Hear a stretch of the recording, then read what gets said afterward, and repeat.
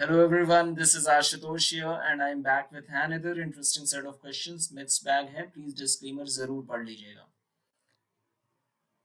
अभी IPL में Vaibhav Suryavanshi is playing fabulously well and he has been the rising star in Indian cricket these days.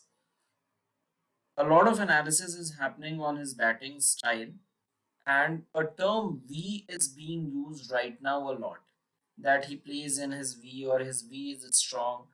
That is what we have been hearing. Now in classical batting language, when coaches say a batter is strong in V, they are referring to the zone between which two fielding positions. जब कोई batsman V में strong होता है तो किन दो batting positions की बात होती है? Point and cover, cover and mid off and mid on, mid wicket and square leg. तो जितने भी क्रिकेट के धुरंधर अपने आप को मानते हैं, प्लीज इस क्वेश्चन का आंसर जरूर कमेंट सेक्शन में राइट करिए. A little explanation on this. अगर बैट्समैन यहाँ से बैटिंग कर रहे हैं और बॉलर इधर से बॉलिंग कर रहे हैं तो विकेट कीपर की पोजीशन तो सबको पता है. ये वाली पोजीशन इसे स्लिप कहते हैं. This position is called as gully और यहाँ इन दोनों के बीच में जो खड़े होते हैं उन्हें थर्ड मैन कहते हैं. फोर इज पॉइंट, दिस यहाँ पे this is point, cover is here, extra cover is here, mid off, mid on, mid wicket, this is mid wicket, square leg and fine leg. तो अब आप बताइए कि जब वी की बात हो रही है तो किसकी बात हो रही है? आप चाहें तो आप पॉज करके देख लीजिए इस इमेज को.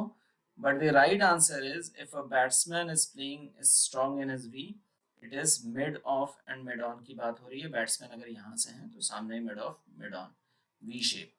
Now we come to the next question and this is a very interesting question. अभी आप सुन रहे होंगे मीजल्स बहुत ज्यादा इंटरनेशनल लेवल पे इशू चल रहा है. In the news yesterday, Bangladesh also stepped up measles vaccination after child deaths raised alarm. UK में भी काफी है, लेकिन मैं सिर्फ कल के न्यूज के कॉन्टेक्स्ट में कह रहा हूँ. So in this context, the measles strain from which the classic vaccine was developed was named after which boy?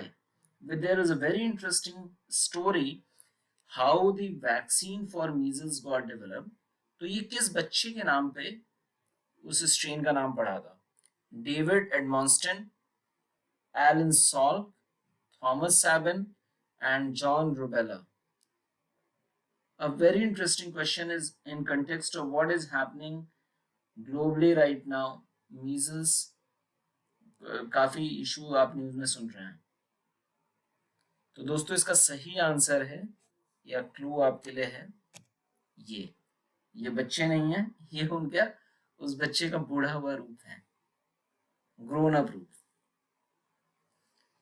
And ये वो दो साइंटिस्ट हैं जिन्होंने डिस्कवरी किया था वैक्सीन के ऊपर, John Anders and Thomas Peebles.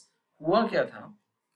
The answer is David Edmonston. He was a boy, young boy, and I think Maryland में when the boy was studying 1953 and 54 की ये बात है, जब ये पढ़ रहे थे तो उस समय मीजल्स बहुत प्रेवलेंट था.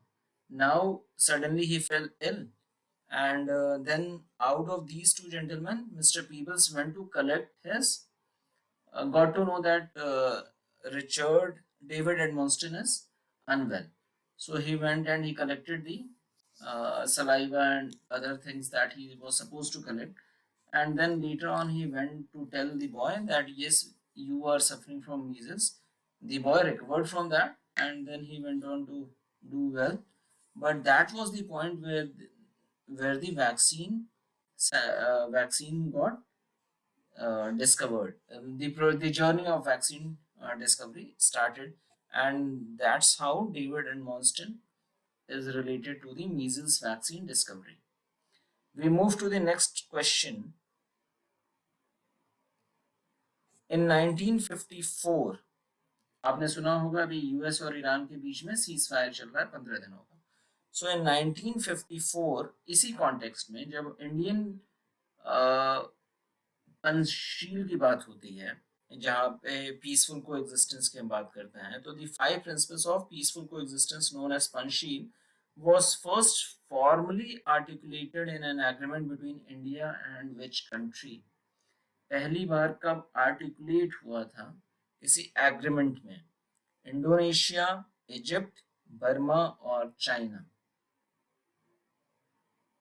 हमारा गाइडिंग प्रिंसिपल है पंचशील का, जहां पे हम ये कहते हैं कि mutual respect for each others territorial integrity and sovereignty, mutual non interference in each others internal matters, किसी के अंदरूनी मामलों में पड़ना नहीं है, equal and mutual benefit working relationship, mutual non aggression and peaceful coexistence.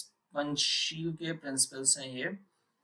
April 20th 1954 किस country के साथ? And the answer is China. So with this we come to the thought of the day. काफी interesting thought है। Don't try to overhaul your life overnight. अचानक से सब कुछ बदलने की कोशिश मत करिए। Instead focus on making one small change at a time. एक छोटा बदलाव हर एक समय आप करने की कोशिश करिए। Over time those small changes will add up to big transformation. Don't give up. छोटी छोटी चीजें काफी बड़ा बदलाव कर देती हैं in longer period of time. The power of compounding works in life too. So with this we come to end of today's quiz. I hope आप लोगों ने कुछ नया सीखा होगा. I'll be coming back with the next set of questions pretty quickly. Keep learning, keep moving, keep growing. Thank you for watching this. Thank you so much.